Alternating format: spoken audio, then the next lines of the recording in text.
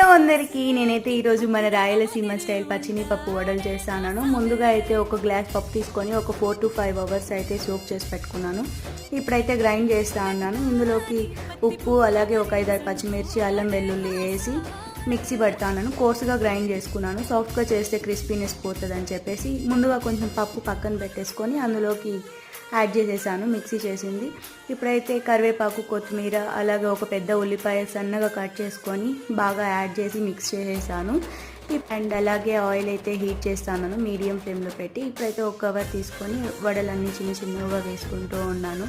Medium ఫ్లేమ్లో పెట్టామంటే వడ బాగా కాలి క్రిస్పీగా వస్తుందని చెప్పేసి మీడియం ఫ్లేమ్లో పెట్టి వడని డీప్ ఫ్రై చేస్తూ ఉన్నాను.